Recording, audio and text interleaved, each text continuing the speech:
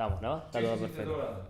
Bueno, acá estamos con Nahuel Lema, uno de los fundadores de Coder House, así que muchas gracias por recibirnos. ¿Cómo estás, Nahuel? Muchas gracias, un honor de estar del otro lado del micrófono.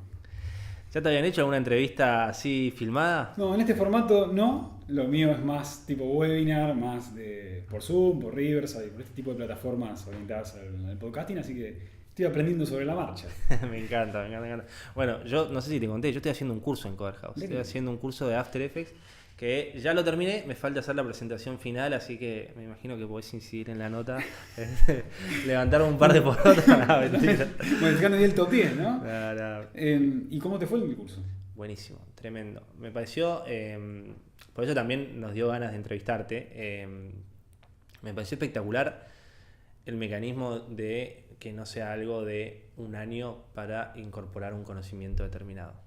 Y me imagino que eso debe haber sido por ahí una de las causas que los llevó a ustedes a fundar Coder. Pero no quiero yo guionarte tanto la entrevista, sino que te voy a preguntar, tomando como punto de referencia, como hacemos con casi todos los que entrevistamos, ¿qué hiciste a partir del momento en que saliste del colegio? Eso es lo que nos interesa a nosotros. Ahí, empecé a cometer errores consecutivamente, adentrándome un poco en lo que es ser adulto y las consecuencias de las acciones que uno empieza a tomar. En el colegio pensé que mi camino iba más por el lado del diseño gráfico, así que me fui a la FADU a estudiar y después de 3 cuatrimestres muy frustrados, porque yo viví en Ituzaingó, y entonces de Ituzaingó hasta la FADU tardaba una eternidad y me agotaba por completo, me di cuenta que el diseño gráfico no era por ahí, realmente estaba fracasando estrepitosamente. Y a falta de no convencerme, pensé que era un tema de la FADU, pensé que era un tema del viaje, pensé que si lo tenía un poco más cerca iba a poder prosperar en esa carrera. Y no fue así. Mi papá me dijo, bueno, te inscribo en la Universidad de Morón, que me quedaba relativamente cerca de Ituzaingó, y fracasé estrepitosamente otra vez y me sentía muy, muy perdido.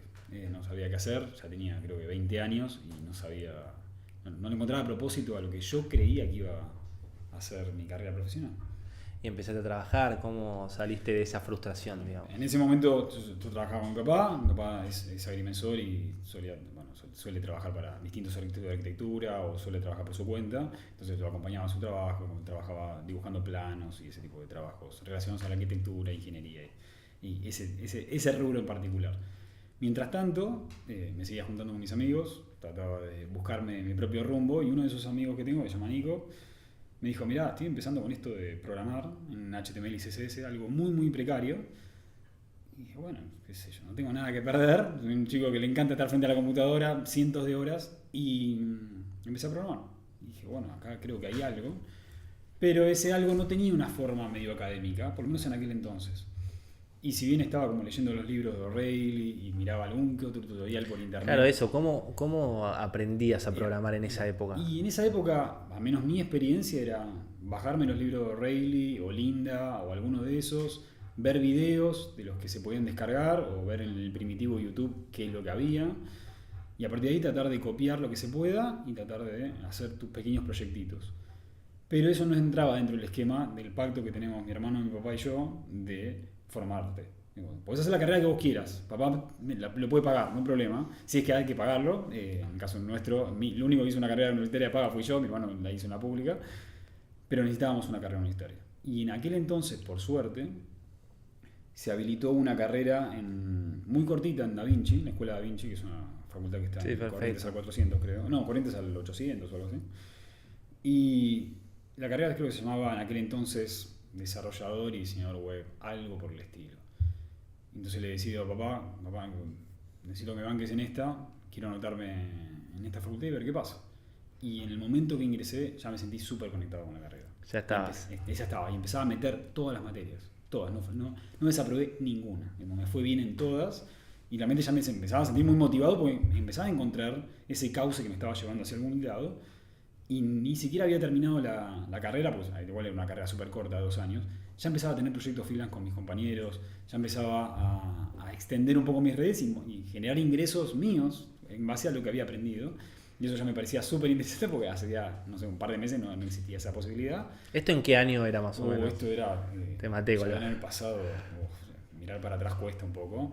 Y tendría 21 o 22 años, así que fue hace entre 13 y 14 años atrás. año. Yo tengo 35 y habrá sido en el 2010, 2009. Perfecto. Habrá sido en esas épocas. Ok. Porque tengo el vago recuerdo de que el primer trabajo que tuve de manera en relación de dependencia, que fue en Global Logic, creo que fue en el 2011. Casi seguro que fue en el 2011, o por ahí. Que ni siquiera había terminado la facultad y uno de mis profesores me recomienda, mirá, están contratando desarrolladores y bueno, me vio potencial en aquel entonces, vení y te recomendamos. Total, estamos usando medio de recomendación y así fue. Y los primeros 3 años de formalizar todo lo que había aprendido fue en esa empresa. ¿La terminaste finalmente la carrera? Sí, la terminé y no me bastó con eso, sino que a los 2 años volví a la facultad y volví a Da Vinci y hice otra carrera de analista de sistemas. Porque me sentía que esta necesidad que tengo constantemente de seguir aprendiendo, sentía que me estaba aburriendo y que necesitaba volver a la facultad para sentir esa chispa de vuelta y lo que me abrió esa posibilidad es conocer a nueva gente, aprender alguna que otra cosa más y adquirir un título que en ese momento para mí era más importante que el título que tenía anteriormente. ¿Cuáles fueron esos primeros proyectos que mencionaste hacia el pasar? Que ya en la carrera decías que ibas armando tus propias cosas. ¿Te acordás de alguno así que haya tenido un resultado lindo, por lo menos que te haya divertido, que te lo acuerdes con? Al menos para mí, bueno, obviamente había proyectitos chiquititos que eran tipo landings de algún local a la calle, de algún gestor de productos, tipo un típico CRUD, que un CRUD es una alta baja modificación, digo, haciendo el frontend y el backend, y era mucho de eso, pero quizás tuve la suerte de que en la cursada que yo estuve, compartí la comisión con una persona que se llamaba Francisco, ahora no recuerdo su apellido, que trajo el concepto de Dónde Reciclo. Y Dónde Reciclo fue una organización que tenía su parte de monetización, que era una agencia de diseño y publicidad y gestión de páginas web. Y a partir de ahí pude aprender más del negocio, o un poquito por lo menos de la ventana que a mí se me abrió, y de desarrollar algo que tenía un impacto, que tenía más usuarios de los típicos clientes que yo en aquel entonces tenía, ¿no? Y eso fue interesante, por lo menos de la etapa freelance. Eso fue más enriquecedor. Donde Reciclo básicamente era una plataforma donde encontrabas puntos de reciclaje de distintos ítems. Estaba muy apoyado sobre Google Maps y a partir de ahí estaba súper categorizado, distintos puntos para reciclar aceite, no sé, jabones, ese tipo de materiales. Está espectacular. ¿Cómo salís de esa relación de dependencia que fue en el 2011 más o menos? ¿Cómo salís a emprender? ¿Cuál es el paso? Faltaron muchísimos años. ¿Hiciste mucho relación de dependencia? Un montón, porque ese era mi camino. ¿Dónde trabajabas? ¿Dónde trabajaste encima de Trabajé en Global Logic, pasé 3 años, que fue hasta ese momento el lugar donde más tiempo había pasado. A partir de ahí me fui a Globant, y en Globant estuve como 1 año y algo. ¿Qué decías en Globant? En Globant lo mismo, me pasé a Tech Lead. Yo desarrollaba en un framework que se llama Backbone, y en aquel entonces uno de los clientes de Globant utilizaba esa tecnología, entonces di como el salto de alguna manera, porque encontraba que en Global Logic, en aquel entonces para mí, no tenía mucho más futuro. O sea, buscaba un desafío más y en Global Logic no lo estaba encontrando. Entonces me pasé de empresa y así como pasé por Globant, en un momento llegó al techo, diciendo, bueno, hasta acá llegué yo. Digo, no me estaba hallando en ese lugar. Hice toda la experiencia de Globant y fue espectacular. Tipo, no lo niego para nada, tipo, creo que estuvo bien, ¿no?, el tiempo que estuve. Y a partir de ahí me fui a AGEA. AGEA es la agencia digital de Clarín, que gestiona varios sitios, y el sitio en el que yo participaba se llamaba deautos.com. No sé si sigue existiendo, seguramente sí. Lo retenía, yo lo he usado. Bueno, sí. En esa época yo entré en un momento donde estaban reestructurando fuerte la parte de AGEA, cortando mucho con los tercerizados y contratando muchísimo adentro. Entonces había muchísimo presupuesto para reinvertir, no solo en deautos.com, sino en empleos.com o algo por el estilo. Todos los dominios que tiene Clarín en cuanto a empleos, búsquedas. Y la etapa de Globant terminó, después pasé a AGEA, y en AGEA estuvo buenísimo, aprendí un montón de otro tipo de negocio, sobre todo del mundo e-commerce, que hasta ese entonces la verdad que no había interactuado más que con Mercado Libre, y haber interactuado del otro lado fue interesante, pero esa etapa otra vez se terminó y pasé a una startup pyme que me recomendó un ex compañero de Global Logic que estaba trabajando ahí. Me dijo, mira, estamos formando un equipo, creo que vos podés formar parte de este equipo, y me fui para ahí. ¿Cómo se llamaba? Esa se llamaba FWTV. FWTV lo que hacía era, creo que fueron bastante pioneros en el modelo de negocio que ellos tenían, donde generaban un montón de contenido audiovisual, así como hoy existe el USU y plataformas parecidas. Bueno, ellos creo que de alguna manera le pudieron encontrar la vuelta hace muchos años, ya estamos casi 10 años atrás, donde tenían un edificio aquí nomás sobre Oro y 2 o 3 pisos estaban destinados a grabar, o sea, sumamente preparados para eso y todavía sigue existiendo. Y lo que yo me encargaba junto con el equipo era de preparar toda la plataforma, o sea, la gestión tanto del back office como del front-end para que la gente pueda acceder. Era como una especie de YouTube al final del día. Mira. Y todos los contenidos también se subían a YouTube, pero bueno, fue interesante. Y esa etapa también terminó, duró 1 año y algo más, y me fui a RGA, y en RGA estuve 3 meses, porque en paralelo empecé a estar en Coder House. Coder House, ¿a quién se le ocurre la idea? Coder House se le ocurre a Cristian Patiño. Cristian Patiño es el CEO de Coder House, el actual CEO de Coder House también. Y él estaba trabajando por una multinacional y veía que sus compañeros estaban ganando más dinero que él. Y esos compañeros estaban programando. Entonces se le ocurrió la idea y dijo, bueno, ¿por qué no aprendo a programar? A ver si accedo a mejores oportunidades. Y fue a hacer un curso y ese curso no le gustó. Le pareció que la experiencia era malísima, que la experiencia era la típica experiencia a la cual todos accedimos en el momento, que es un aula con computadoras y a prestar atención a una clase durante 1 hora, 40 minutos, el tiempo que sea. Y no le gustó. Y en aquel entonces... ¿Cómo cuidaste la competencia recién? ¿No la hundiste? Dijiste por las dudas, le gustó ese curso, por ahí me viene de rebote la UBO. Fue hace 11 años, claro. Todos tenemos el derecho a reinventarnos. Y en aquel entonces, esa era la experiencia. Eso era lo aceptado, eso era la norma. Pero también en otras partes del mundo empezaba a existir el concepto del bootcamp. De aquel lugar donde vos aprendés, quizás online, quizás presencial, trayendo quizás tu propia máquina o no, te la prestan. Pero el sentido era que estés en un lugar copado, diferente, donde puedas aprender una habilidad digital en el menor tiempo posible. Okay. Y esa promesa estaba en los 3 meses.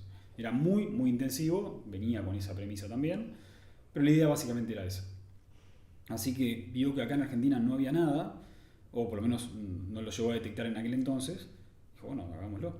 Y se juntó con Pablo Ferreiro, y que se conocían del colegio y también de algún que otro trabajo que habían compartido. Y dijeron, bueno, hagamos esto. Y empezaron, y a los 6 meses aproximadamente lograron tener su primer curso en Área 3. Nosotros ahora estamos en Área 3, pero este Área 3 no existía. Sí. Había otro Área 3 del otro lado, creo que estaba sobre Humboldt. Y ahí pudieron concretar su primer curso para no más de 10 personas, dictados por un profesor. Y fue como que encontraron el nicho. Encontraron a personas que querían aprender de una manera distinta, contenidos absolutamente nuevos, en un lugar diferente, de una metodología distinta. Y ahí empezó con el curso de programación, al poco tiempo se abrió el de marketing digital y el de diseño, y eso fue el primer año de Coder House. Y en paralelo yo empezaba a dar clases en distintos lugares. Vos empezaste como profe, digamos. Yo estaba buscando lugares para dar clases, y en uno de los eventos a los que participé, que fue una meetup que había organizado Microsoft, que no me acuerdo cómo se llamaba, pero era un sábado, y ese sábado que me junté y estábamos ahí charlando con varias personas que me iba cruzando en todos los eventos. O sea, me juntaba en la JC Conf, me los encontraba en Nerdialder no existía todavía, creo, pero creo que estaba por organizar la Nodeconf. Bueno, no importa. La cuestión es que en muchas meetups siempre me cruzaba con la misma gente, y uno de estos chicos me dice, mirá, hay una persona que está haciendo una nueva empresa de educación, o está levantando un nuevo instituto de educación, ¿por qué no lo contactás? A ver si hay una posibilidad para vos de dar clase. Digo, sí, qué sé yo, vamos a probar. Esto fue un sábado, el lunes le mando un mail, y le mando un mail a Chris, y el Chris me responde a los 5 minutos, sí, estoy necesitando ayuda con contenido, preparación de clases, dictado de clases, naturalmente. Digo, bueno, sí, contá conmigo. Yo ya estaba reaburrido en FWP, porque no estábamos haciendo nada, porque estaba todo en medio un bache en aquel entonces. Y palabras van, palabras vienen, empezamos a conocer, empezamos a charlar. Fui por primera vez a un coworking, nunca había ido en mi vida a un coworking, y me pareció súper disruptor la posibilidad. Primero, el programa me pareció re novedoso comparado con otros programas que se estaban dictando en aquel entonces. El lugar del coworking me pareció increíble, la sala me pareció excelente, me pareció que había algo distinto ahí. Pero era como medio un trabajo freelance, como bueno, yo te ayudo a esto, a generar el contenido, a preparar las clases, y vamos viendo. Pero una conversación llevó a la otra, y me voy dando cuenta que Coder House en realidad eran 5 personas, de las cuales 3 vendían, Chris y Pablo también vendían y trataban de gestionar todo lo que podían, pero que estaban montados arriba de un WordPress y un Excel. Eso era toda la operación. Y lo que yo había cultivado durante los últimos años era hacer back office, automatizar y escalar todo tipo de sistemas, de las más grandes empresas hasta las más chiquitas. Y dije, bueno, para acá hay una oportunidad de contarle a Chris que, mirá que yo vengo haciendo esto y te lo puedo escalar muchísimo. ¿Por qué? Porque ya me empezaban a transmitir Claro. de que estaban teniendo problemas de seguimiento de personas, seguimiento de performance, no estaban capturando bien el feedback. Como que empezaban a hacer agua porque no tenían un sistema atrás que lo automatice, lo agilice y en el mejor de los casos lo escale. Y ahí fue mis primeros días de empezar a programar intensamente, pero programaba a la noche y los fines de semana, porque durante los días tenía que seguir trabajando en el otro. en FLOTV y luego Sí. me pasé a RGA y entonces trabajaba en RGA, hasta que eventualmente Chris me dice, necesitamos a alguien como vos, necesitamos a alguien urgente, porque el negocio empezaba a tener cada vez más estudiantes y necesitamos escalar y automatizar y dar una solución tecnológica a todo esto para que Coder House pueda llegar a más y mejor, a más personas al final del día. Y doy el salto y me sumo por primera vez a una startup y quedé como el tech founder de Coder House de versión 0.1 Claro. y la versión 1.0 y así. Fue súper interesante. Me encanta. A nosotros nos divierten mucho los comienzos de cuando no eras nada y cuando la empresa no era nada, y cómo se forma de un día para el otro la parte de la creación. Una vez que vos te sumás, ¿cómo empezaron a armar equipo? Y una vez que ya, bueno, tuvieron que salir, primero me imagino que se deben haber hecho un MVP bastante simple, pero después tuvieron que salir a buscar capital, sin hablar de números reales, ¿no? Pero, ¿cómo hicieron para financiarse y todo? Bien, hasta ese momento la operación era, los primeros meses, a los que yo no estuve en ese momento, yo ya entraba donde la operación era relativamente rentable, no es como, wow, tengo un runway hasta 3 años. Pero claro, tiene una estructura bastante chica. Éramos 6 personas, éramos 6 personas dando 4 o 5 cursos en simultáneo. La verdad que no era, wow, qué operación comparado con lo que probablemente hablemos más adelante con la operación actual. Y en aquel entonces, si bien ya habíamos migrado y estábamos empezando a trabajar acá, era súper pequeño, la facturación era mínima y había un poco de ahorros, pero para pagar sueldos de 2 o 3 meses en el futuro y listo. Okay. Necesitábamos estar capturando estudiantes constantemente para mantener la rueda funcionando, porque hasta ese entonces era ahorros y una pequeña inversión de un inversor ángel que nosotros tenemos, pero quedó ahí, que fueron creo que $5.000, no Claro. mucho más. Y $5.000 del 2013, 2014, fue hace un montón. Entonces ya se habrá quemado para cuando yo entré, ya se ya no había capital. Entonces, el negocio por suerte era rentable, era un ticket caro, porque nosotros teníamos muchos costos en alquiler de espacios. Si bien hasta ese entonces alquilábamos solamente en área 3, utilizamos este edificio y el edificio de Humboldt hasta que eventualmente se cerró y el de Malavia, empezamos a tener cada vez más estudiantes y si bien el dinero no daba para contratar a 1.000 personas, la verdad que no. Daba para contratar una más y esa más hacía 3 o 4 roles al mismo tiempo, porque era lo que había en aquel entonces. ¿Se intentó levantar capital? Sí, se levantó levantar capital. Se levantó capital en Startup Chile y eso funcionó, pero la operación de Chile nunca funcionó. Siempre fue y vino constantemente, no fue algo recurrente como supimos tener acá en Buenos Aires. Se intentó levantar dinero con Y Combinator una vez y Chris y Pablo habían viajado para proponer esta startup y lo rechazaron. Luego Y Combinator vino a la Argentina y nos volvieron a rechazar. O sea, fuimos directamente a las oficinas de BlueSmart, cuando BlueSmart todavía existía, y nos rechazaron. Les pareció que el modelo no escalaba. Así que estábamos como medio negados a levantar capital, pero creo que estábamos muy obsesionados en mejorar nuestro producto y estar bootstrapeados. Está bueno. Eso creo que nos enseñó mucho a utilizar un recurso, no tener dinero, o sea, utilizar lo que hay. Y no podíamos contratar grandes equipos, había una persona que se encargaba de toda la operación, una persona como yo que se encargaba de todo tech, y era yo y nadie más, y me encargaba de soporte, de marketing, de diseño, de todo, porque no había otras personas para contratar, porque no había plata, literalmente no había plata. Y finalmente, después de varios años, en el 2019, casi en junio, el primer trimestre del 2019, nos contacta la UTEC. La UTEC es como el ITBA, pero de Perú. Okay. Y nos contacta de Lima, que tienen un fondo interno, un venture capital, y querían que nosotros participáramos, así como lo mismo que Startup Chile, pero con la intención de que abramos operaciones ahí en Perú. Así que Chris va para allá, quedamos seleccionados y ganamos. Era como el negocio que mejor rentabilidad tenía hasta ese entonces. Y bueno, nos podemos permitir que una sola persona esté allá, no había tanto dinero como, bueno, migremos todos, vamos a vivir para Perú. Así que Chris se va a vivir a Perú durante un tiempo y empezamos a fracasar estrepitosamente. Upa. Nuestro negocio era absolutamente presencial, nos iba, entre comillas, relativamente bien en Buenos Aires y no lo podíamos replicar en otro país. No lo podíamos replicar en Uruguay, no lo podíamos replicar en Chile.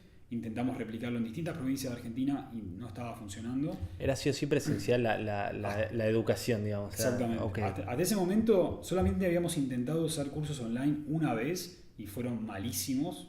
Seguramente por la plataforma. Hasta los di yo esos cursos y eran malísimos. Me recuerdo cuando decidimos no continuarlos que me sumé a la clase y no había nadie conectado. Y me puse a hablar yo solo de la clase. Fue súper triste, sí. Porque, bueno, evidentemente no tenemos una propuesta de valor interesante. Entonces nos había quedado esa cicatriz, insistimos y lo dejamos pasar y volvimos a insistir fuerte con el presencial, tratando de tener una red de coworkings súper amplia en todos los países con tal de poder dar continuidad a todos los estudiantes. Pero la verdad que no lográbamos eso. Y Perú, ¿por qué lo menciono? Porque fue el último clavo de este ataúd de modelo presencial.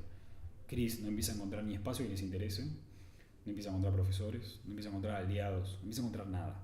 Teníamos $25.000 que habíamos levantado de la UTEC, pero no nos servían para nada. Literalmente era claro. Sí, los íbamos a usar para justamente levantar operación y no estábamos pudiendo.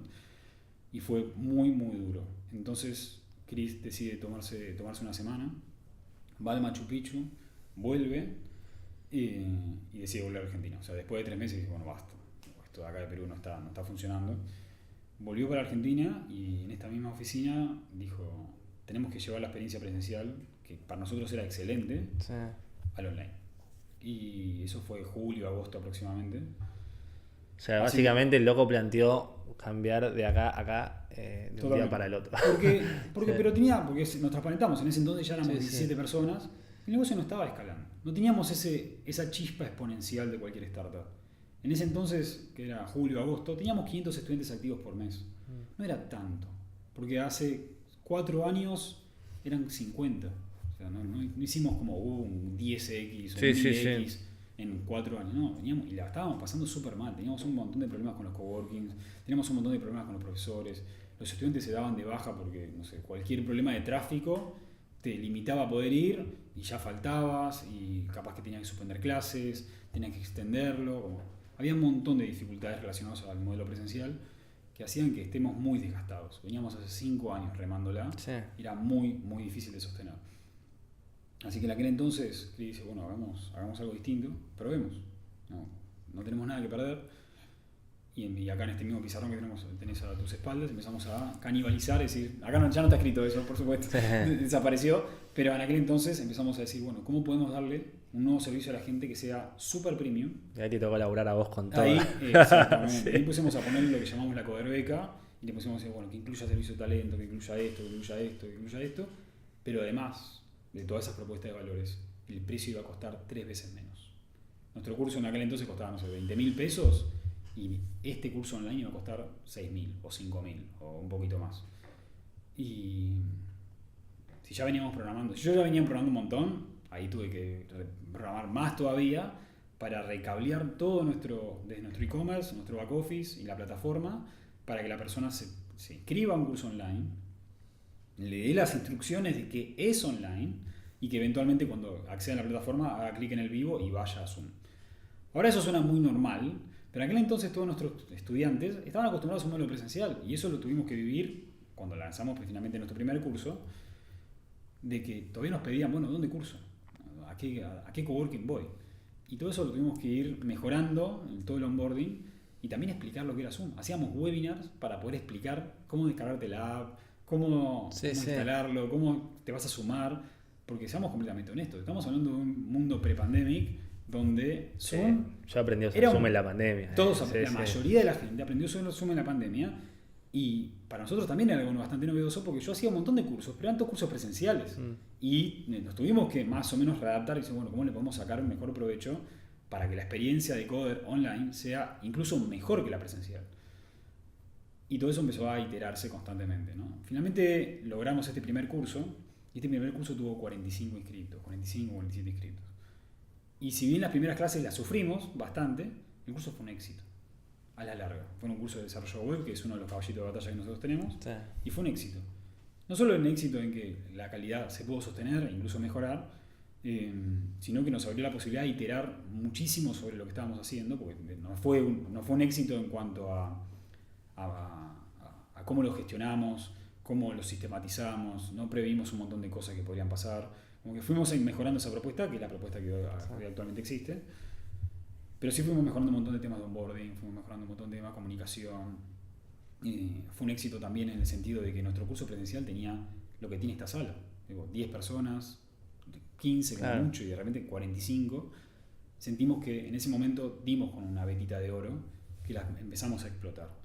Y 6 meses después, de haberlo iterado muchísimo, todos nos desayunamos la pandemia y un cierre completo de todo tipo de operación. Nosotros el 1 de enero de aquel año decidimos matar por completo el presencial y dar los últimos cursos presenciales. Estoy pensando que ustedes a Y Combinator le picheaban el presencial. Exactamente.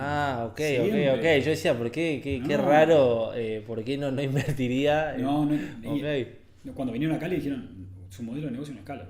Ok. Tiene una cantidad de espacio limitada, por más que vos creas Sí, que tenés sí, un montón, sí, tenés sí. espacio limitado, tenés horario limitado, tenés profesores limitados. Está perfecto. Era como muy complicado. Entonces, cuando empezamos a pivotear y finalmente llegó la pandemia, nosotros estábamos 6 meses adelantados en el tiempo. Cuando todo el mundo se estaba empezando a sumar a Zoom, nosotros ya teníamos, no digo que estaba súper aceitado, pero ya para aquel entonces manejábamos 1000 estudiantes por día. De los comparados 500 por mes, ya todos los días teníamos 1000 estudiantes que se conectaban durante la noche. En aquel entonces solamente teníamos una propuesta en la noche para adquirir un tipo de nuestros cursos. Y eso fue el principio de un crecimiento exponencial que La vivimos. pandemia para arriba con toda, ¿no? Inicialmente, Sí. los primeros 3 meses, que yo te puedo decir, sí, crecimos un montón, fue súper increíble, facturación récord todos los meses. Sí. Internamente el equipo creció un montonazo. Pasábamos de esos 17 personas, ya había quedado súper lejos, ya teníamos como 60, 70 personas.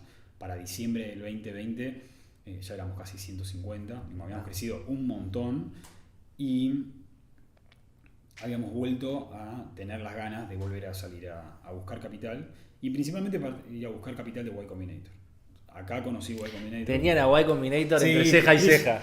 estaba obsesionado. De hecho, conocí Y Combinator porque empecé a trabajar en Coder. Nosotros le hicimos entrevista a 2 de Y Combinator que ganaron, se dice, no sé qué es. Quedaron seleccionados. Le hicimos a WeBond Mirá que y a Mudafy. Les Muy bien. hicimos, y a Checkers, que Y a después Checkers fue también. Kavak. Que- A los 3 los entrevistamos. Sí. Checkers estuvo. De hecho, nosotros hicimos el prep Sí. con ellos. Con Jaime y con Juan Cruz también. ¿O? No me acuerdo con cuál de los dos, pero cuando preparamos las entrevistas para Sí. practicar todo el proceso de Y Combinator, Sí. nos tocó con él y bueno, nos contaba un poco la experiencia, que después la escuché más en detalle en un podcast. Sí, divertidísimo. Entraron a YC y al toque vendieron, se los vendieron. Sí. En la Kavak. No, una Ah. historia increíble. Sí. Qué timing. Sí. Increíble. Ahora me distraje, perdón. No, problema no, pero es súper interesante que Sí. justo fue ese proceso, fue en esos momentos y finalmente quedamos y fue una noche increíble, no lo podíamos creer. ¿Cómo fue el viaje? Fueron todos a Estados Unidos, a Silicon Valley. ¿Cómo fue el programa, digamos? Nuestra experiencia fue distinta, porque ese era el segundo batch que se hacía fue online. pandemia, ¿no? Fue durante la pandemia. Durante la pandemia, claro. Cuando empezó la pandemia, creo que a los 2 meses, como comenzó la pandemia, a los 2 meses comenzaba el batch. O sea, ya se habían hecho todas las entrevistas. Así que ese primer batch se hizo online y nosotros nos tocó el segundo batch, que fue online, que era mucho más multitudinario. Creo que entraron como 10.000 y pico de startups. Nuestro proceso todo fue online y el Startup School también fue online. Y fue, creo que, súper interesante, no tan enriquecedor como estar presencialmente ahí, pero supimos sacarle el mayor de los provechos. A nosotros nos encasillaron en varias verticales. La primera es obviamente en EdTech, por el rubro. Luego en Operative Intensive y Cash Intensive. Porque nuestro negocio no es que suba un video grabado y ya está, y que lo compre N cantidad de personas. Sí. Nosotros damos el mismo curso N veces, al mismo tiempo, con distintos profesores. Por lo tanto, es una operación constante que nosotros tenemos y que para aquel entonces ya estábamos casi por superar los 100 cursos activos. O sea, en un solo mes ya teníamos 100 cursos activos, muy lejanos a esos 50 cursos que habíamos tenido en agosto o menos todavía. ¿Qué cantidad, te puedo hacer preguntas Sí, en medio de esta estadística? ¿Qué cantidad de personas hacen cursos todos los días, más o menos? ¿Cómo te da el promedio? Totalmente. Activamente hoy tenemos unos 45.000 estudiantes. Así O sea, que... Coder House impacta en 45.000 personas por día de manera No, directa. por semana. Por semana. Por ok. semana, ¿por qué? Porque nuestro modelo nosotros utilizamos comisiones, como bien sabrás, y todos nuestros cursos, en su mayoría, salvo algunos muy particulares, se dictan 2 veces por semana, Ok. en 2 horarios, en un horario particular. Por ejemplo, lunes y miércoles, Sí. de 8 a 10 de la noche, por ejemplo. Ese Es el mío, sí. Ese es el tuyo, perfecto. Ese es el mayoritario, porque nuestro negocio se da particularmente a la noche, pero tenemos oferta a la mañana, a la tarde y varios horarios a la noche. Entonces, de esta manera, te puedo confirmar que por día deben estar alrededor de 10.000. ¿Por qué? Porque nosotros damos clases los lunes, los martes, que sería la primera clase de la semana, Sí. y los sábados. Entonces tenemos lunes y miércoles, martes y jueves, y los sábados. Así que serán redondeando entre 8.000 a 10.000 personas por día.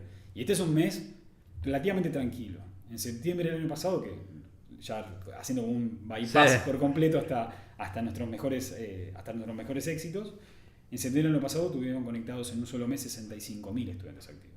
Ah, Lo cual es un impacto en Latinoamérica abismal, dejando como resultado, el 1 de enero, 165.000 egresados de toda Latinoamérica, lo cual es increíble, y eso se pudo lograr. ¿cuántos gracias- egresados tienen desde que empezaron? Ya creo que estamos en certificados emitidos unos 300.000 más o menos. Wow. Es un Es montón. es un número, ¿eh? Es un número. Sí. No es el objetivo es 1.000.000, nos falta un camino por recorrer, que va a ser creo que un granito, porque esto no es como una app que se la descargan 1.000.000 de personas. Sí, sí. Y ya con eso lo lográs. Te ¿no? tiene que Entonces, interesar. te tiene claro. que interesar, tenés que estar comprometido, eso a lo largo del tiempo. Una persona no es que empieza un día y termina el mismo día, Sí, no, sí. empieza y termina en 3 Y meses. tampoco regalan diplomas. A mí mi Totalmente. curso me exigieron hacer entregas todas las semanas. Lo que Correcto. yo hice, como que no fue que, listo, anotate y tomá el certificado. No, claro. Necesitamos que ese completion rate sea alto y nuestra calidad tiene que estar garantizada. Y por ahora creemos que los desafíos, el proyecto final y la asistencia son clave para mantener la atención permanente de la persona a lo largo del tiempo y que mantengas el completion rate que por hoy está por arriba del 80%. Wow. Necesitamos que eso se mantenga y creemos que manteniendo esa calidad nuestros estudiantes salen mejor preparados para el desafío que tengan por delante, que puede ser cambiar de trabajo, mejorar su propuesta, cualquiera de los objetivos que tengan. Después, la mayoría de las empresas, esta era otra pregunta que tenía guardada más para el principio. ¿Cómo eligen los cursos? ¿Es en base a la demanda de programadores que hay en determinadas empresas? O sea, ¿por qué eligen dar desarrollo web, After Effects? O sea, ¿por qué eligen ese tipo de carreras? ¿En qué lo miden? O sea, ¿por qué? Creo que hay de todo. En todo en el sentido de que claramente hay un desarrollo interno de explotar un mismo producto en distintos productos. O sea, creo que es lo más habitual en todo tipo de industria. Por ejemplo, ayer estaba hablando con alguien sobre el curso de Data Analytics. Y el curso de Data Analytics inicialmente era un curso de Data Analytics. Hoy tenemos casi 8 cursos. Claro, es la carrera y tenés cursos que se le desprenden. Exactamente. Sí. Entonces empezás a desprender y empezás a entender qué es lo que está necesitando la gente. Entonces al principio era curso de Data Analytics, después se convirtió en curso de Data Analytics y Data Science, después se convirtió en el curso de R, después se convirtió en el curso de Tableau, después se convirtió en el curso de Power BI y de repente tenés un abanico de 8 productos distintos que las personas buscan satisfacer de alguna manera ese conocimiento.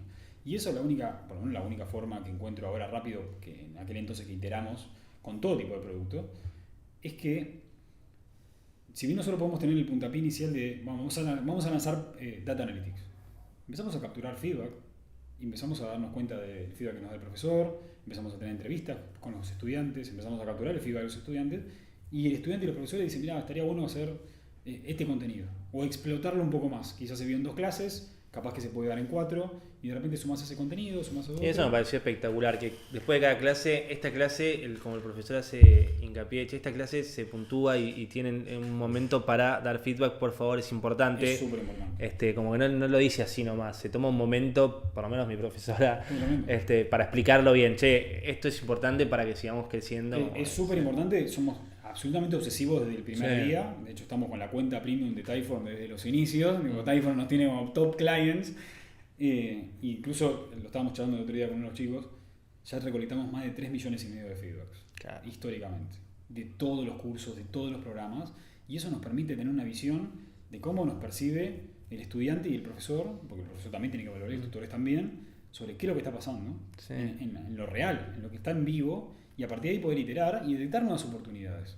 Y si el curso de Data Analytics alcanzó para determinada necesidad, bueno, ¿qué otras herramientas se usan? Por ejemplo, ¿podemos hacer un curso de Tableau? Bueno, capaz que sí, y lo explotamos. Hay un curso de R, hay un curso de Tableau, de Power BI, y ahí tenés oportunidades. Pero primero necesitábamos un primer curso.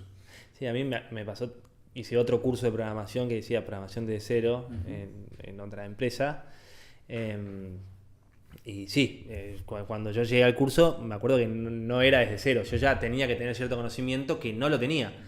Y yo a las puteadas, porque ya había desembolsado la guita, todo, y no tenía nadie para decirle, che, esto no es así, como no había un lugar, como al final terminé llamando por teléfono, me reembolsaron una parte, como que bueno, no pasa nada, pero había que saber ciertas cosas que yo nunca sabía. Yo pensé que iba a aprender a programar realmente desde cero. Entonces nada, eso para mí es un distintivo copado que tiene Cover para el progreso, digamos. Sí, espectacular. Sigo haciéndote preguntas de números más. ¿Qué pensás de la educación tradicional? Hasta te animás a filosofar un poco sobre ese, o sea, primero y principal del colegio.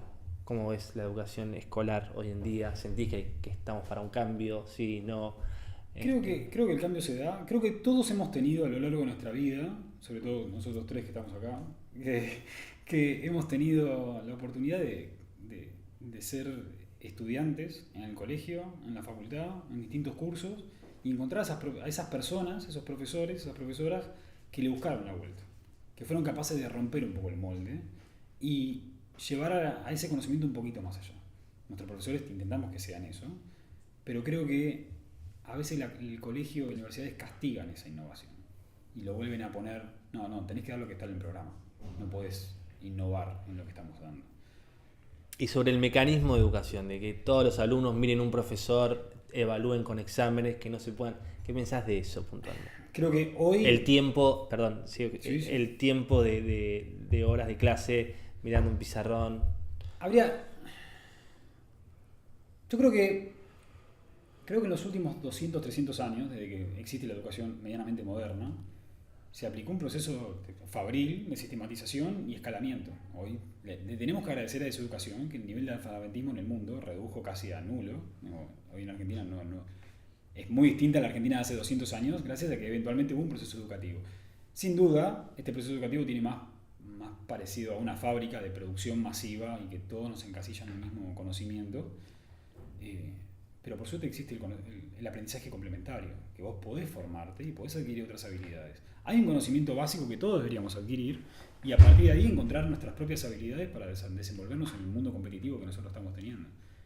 A mí ya ahora no me toca tener hermanos tan jóvenes que estén en el colegio, pero sí encuentro padres que están preocupados porque lo que le están enseñando en el colegio están muy deprecados. No puedo generalizar tampoco, pero sí hay que aprovechar todas las tecnologías que hoy tenemos para poder darles mejores habilidades, como que los chicos salgan mejores preparados. Porque solo van a salir mejores preparados aquellos que tengan una iniciativa propia, que estén mejores motivados y que digan, hay algo ahí afuera y quiero aprenderlo antes de que termine el colegio para, no sé, hasta levantar un negocio o empezar a profesionalizarse para vender algún tipo de servicio, pero que sea algo mejor. Sí, las 2 horas que tenés de computación en el colegio, tenerlas virtual y que te expliquen a programar, algo así. En ese sentido, eso sería espectacular. Sí. Yo creo que distintos gobiernos han no sé si impuesto es la palabra, como tratado de fomentar, diciendo, chicos, necesitan que, no sé, los últimos 3 años de la escuela, que haya una materia de programación, que la gente aprenda a programar, con el software de programación, que haya algo mínimo que los esté preparando para que tengan mejores oportunidades. Porque lo que vos cursaste, probablemente lo que yo cursamos lo mismo. Sí. Todos cursamos lo mismo porque tenemos la misma edad.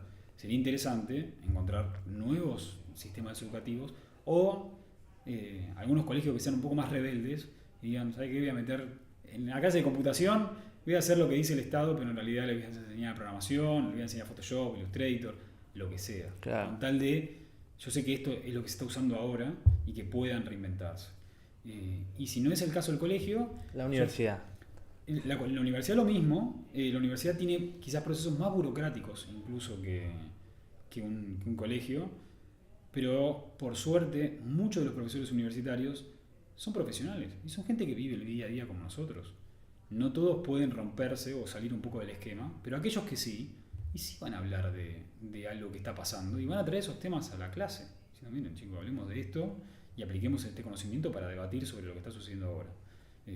Menciono un pequeño ejemplo sobre este tema. Ahora estoy cursando una materia que se llama Comunicación Corporativa y Gestión. ¿Vos estás cursando? Sí, yo curso todo el tiempo. ¿En serio? Curso una materia ahora que se llama Comunicación Corporativa y Gestión de Crisis. Básicamente es el análisis de distintas empresas a lo largo del tiempo de cómo gestionaron distintas crisis que han tenido a lo largo del tiempo. Y que distintas iniciativas, y el ejercicio está en que hubiésemos hecho nosotros sin saber el resultado, y bueno, forma parte de la actividad. Y ahí es donde empieza a haber otro tipo de dinámica. Pero lo interesante y el ejemplo que quiero llevar, que no es la primera vez que lo vivo, es no hablemos de casos que pasaron hace 60 años. Hablemos de lo que pasó la semana pasada, del escándalo que tuvo X empresa y cómo la pudo manejar, viendo ya con el diario del lunes lo que pasó. Como este tipo de ejemplos, si bien lo que acabo de mencionar es muy sencillito y muy trivial, está pasando. Yo creo que hay profesores absolutamente motivados y con ganas de decir, bueno, hablemos de lo que está pasando ahora, apliquémoslo a mi materia y conversamos sobre eso. ¿Y por qué menciono este tipo de temas? Porque si lo distancio un poco de la escuela y la universidad, podemos hablar de Coderhouse. Y Coderhouse siempre se tiene que estar actualizando. Los contenidos se actualizan constantemente. De hecho, el curso que vos estás concluyendo de After Effects, si a vos espero que te haya gustado muchísimo. Sí, me encanta. Si te gustó muchísimo, me decís, Nahue, hice un curso en Coderhouse de After Effects, lo tenés que hacer. Sé que vos estabas justo, me mencionaste que estabas buscando dónde cursar, lo tenés que hacer y yo probablemente curso un curso distinto al tuyo. Voy a cursar After Effects versión 4.5. Vos ni te enteraste qué versión tenés, pero el equipo de contenidos está constantemente iterando, gracias a todo el feedback que vos aportaste de la cursada, el feedback que aportó el tutor, el profesor. A medida que vos estás cursando, se está preparando la próxima versión. Y probablemente yo haya tenido otro curso que diga, vos me decís, mira, yo aprendí la herramienta X, y no sabes que yo en mi curso no vi la herramienta X. Vi la herramienta Y. Y me dijeron que era mejor, más novedoso, etc. Capaz no es todo el curso, capaz es un contenido, es una clase, el curso capaz se agrega una clase más o se quita una clase. Todo depende del feedback y también de nuestra propuesta de valor, que tiene que ser mejorar. Y en este caso, en este contexto en el que estamos viviendo, acá en el 2023, que es un año bastante importante, es que todo tiene que estar con AI. Todos los rubros, todas las clases, tienen que tener algún tipo de contenido relacionado a AI. Y hace 2 o 3 semanas, finalmente se anunció públicamente que mejoramos todos nuestros contenidos, o gran parte de ellos, para que tengan contenido de la clase, no sé, clase 6, vamos a ver cómo se usa esta materia con estas herramientas basadas en inteligencia artificial. Y necesitamos estar actualizando, ¿no? ¿Por qué? Porque hoy se volvió una habilidad que hay que tener. Necesariamente, todos los profesionales que estemos formando necesitan saber y estar al tanto. Más allá de la iniciativa propia que cada uno de los estudiantes pueda llegar a tener, es importante que los contenidos de Coderhouse los tengamos tan actualizados que ya tengan estos contenidos. Por lo tanto, ahí generamos como un quiebre más disruptor. Y comparándolo con las universidades y las empresas, y los colegios, ya lo empiezan a incluir. Porque a nosotros, todo lo que tenga que ver con ChatGPT, nos agarró durante el receso escolar. Hoy todos los colegios empezaron en marzo, bueno, ya ahora estamos en junio, agarraron con ChatGPT corriendo. Y de hecho, yo trabajo con gente que tiene hijos ya en edad escolar y que lo usan.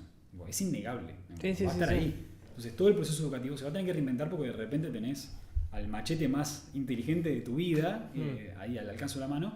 Por lo tanto, tiene que haber otro sistema evaluativo. Tenemos que poder cambiar la forma en que evaluamos porque la solución está al alcance de la mano. De una forma absolutamente disruptiva. ¿En cuántos países está Coder hoy en día?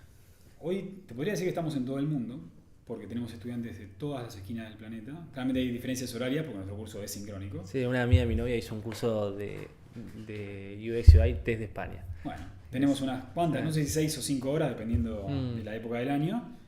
Y tenemos una fuerte presencia en Latinoamérica, principalmente en Argentina, Chile, Perú, Colombia, hasta en Venezuela, México, Uruguay y hoy estamos intentando tener una operación muy fuerte en Brasil. Para poder lograr eso necesitamos ya hace 1 año y medio que la venimos remando con tener una propuesta absolutamente diferente, tener obviamente toda nuestra propuesta en portugués, no pueden estar dentro de nuestros cursos en español y viceversa, así que es como levantar la operación de nuevo y estamos enfocados en esos dos grandes mercados, sin descuidar todo lo demás. ¿A cuántas personas emplea Coderhouse hoy más? Actualmente a 230 personas. Y esta pregunta la hago un montón. Es algo que me interesa mucho en los proyectos en general. A la hora de contratar a una persona, ¿qué cualidades más allá de las técnicas tienen en cuenta? Que no sea más allá de que un programador sepa programar. ¿Qué ves en una persona para contratar? Bueno, te voy a contar mi experiencia de entrevistas. Okay. ¿Seguís estando en todas las entrevistas? No, ya no, por suerte ya no, salvo en algunas puntualmente, pero en el resto, por ejemplo, todos los Tech-Leads que están hoy trabajando, los contraté yo en aquel entonces y siguen con nosotros, pese a todas las vaivenes del negocio, todo lo bueno y lo malo que tuvimos en estos últimos 3 años. Y mis entrevistas por lo general trato de que sean diferentes, trato de que sean divertidas, porque quiero contratar a gente que, primero que sea buena gente, que tengamos algunos puntos en común, que le interese la educación, porque el negocio sin duda tiene un propósito enorme, pero los desafíos son igual de grandes y hay todo tipo de dificultades, y cuando esas dificultades llegan, vos querés un equipo que se conecte a la hora que tenga que ser, con tal de dar continuidad al proceso educativo que las personas estén del otro lado, porque al final del día nuestro servicio tiene que ser excelente, manteniendo los más estándares altos de calidad, y eso significa tener una plataforma que funciona, nuestro sistema que funcione, y eso se garantiza cuando vos tenés un equipo absolutamente comprometido con la misión de la empresa. Por lo tanto, en mis procesos de entrevistas, más allá de algunas preguntas diferentes, divertidas que podemos llegar a tener, trato de conocer a la persona y tratar de buscar gente con la que yo quiera trabajar. O sea, tengo que terminar la entrevista y decir, yo quiero trabajar con esta persona. ¿Te seguís divirtiendo acá? Sí, la paso. ¿La pasás bien? Sí. Hay obviamente momentos difíciles, por ejemplo esta semana está siendo una semana complicada y la semana pasada también, pero veníamos de una muy buena racha de todo fluye, estamos deployando, saliendo a producción, pero ya estoy como, sin duda la he pasado mal muchísimas veces, hemos estado por etapas muy muy difíciles donde no había, eran todas caras largas todo el tiempo, pero hoy me agarra ya con un abuelo de 35 años, con muchísimas cicatrices, con muchos procesos duros superados, y hoy trato de divertirme, trato de pasarla bien, trato de confiar en la gente que por suerte conforma hoy Coderhouse, desde el nuevo CTO que es Yamil hasta todo el Tech Lead, por lo menos del equipo Tech, que es el que más involucrado está. Claro. Me encanta trabajar con ellos, confío completamente en lo que están haciendo, sé que al menos yo di los primeros pasos. Yo ya pasé de 0 a 1 millón y a levantar a la Series A, y yo sé mis limitantes. Yo sé que para el próximo paso Coderhouse necesita el mejor equipo, y por suerte el dinero y haber levantado dinero te da la posibilidad de contratar al mejor equipo, y que cuando uno empieza a trabajar con esa gente decís, bueno, esta es el Golden Team que va a hacer que Coderhouse se convierta en un unicornio. Y esa satisfacción y esa seguridad todavía lo sigo teniendo, y por eso cuando tengamos algún tipo de incidente, que lo tenemos, y por ejemplo estamos viviendo uno en este mismo momento, estoy confiado plenamente en que lo van a resolver. ¿Estás tranquilo con tu equipo? Totalmente tranquilo. Ya, de hecho, hay un chiste interno que hacemos que es, esto no me va a hacer perder el pelo. Vamos a pasarla mal, vamos a insultar, nos vamos a enojar, vamos a hacer catarsis, pero lo vamos a superar. Y lo vamos a superar todos juntos y vamos a salir adelante. Porque a mí me gustan mucho las frases. Y hay frases las más trilladas y las más básicas. No hay marinero de agua dulce, nadie nació navegando. Y todo río encuentra su causa al mar. Entonces, eventualmente va a haber momentos donde el río va a ser una serpiente, y va a ser duro, y va a ser ríos rápidos, pero eventualmente todo se calma. Y siempre que llovió paró, y eventualmente después de la tormenta se puede. Por tanto, ahora, por ejemplo, estoy súper tranquilo. Lo vamos a resolver. ¿Hay problemas? Sí, va a haber problemas hoy, va a haber problemas mañana. Lo vamos a resolver. ¿Vamos a tener que trabajar más? Seguramente, claro. Pero ya lo vivo con otra etapa. De hecho, me encanta conectar con la gente. Por ejemplo, la semana que viene me voy a ir a Mendoza, donde ya tenemos 5 personas trabajando ahí, y voy a conectar con ellos, vamos a hacer un team building ahí, lo que sea. Cuando ya tengamos un equipo grande en Chile, vamos a ir a Chile también, así como estuvimos en Brasil hace poco, y conectar con las personas. De hecho, tratamos si bien nuestra empresa es todo lo que está en la oficina, acá en Buenos Aires, porque todos trabajan online y trabajan remotamente, desde Salta hasta Ushuaia, y cada vez que tenemos algún evento presencial, paga Coder, y estamos encantados de conectar con las personas. ¿te siguen viniendo emprendimientos a la cabeza, tipo proyectos Sí, un que montón. no tengan nada que ver con Coder? Un Que de montón. repente decís, che, uy, habría que hacer esto, y lo esquivás porque Sí. estás con el foco en otro lado. Por supuesto, un montón. Y no me viene mucho de ser semi-advisor de Néstor, que necesito ayuda para, no sé, levantar plata, Product Market Fit, lo que sea.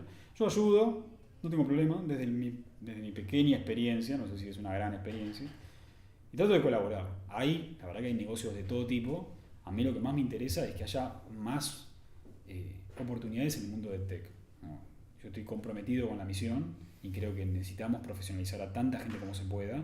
Coder House está aportando un gran granito de arena, pero es No vaya, o sea, yo veo una publicidad que me aparece siempre de Coder, como que la demanda para X año va a ser altísima. ¿Cómo es esa estadística? Eso, bueno, qué bueno que lo sacaste.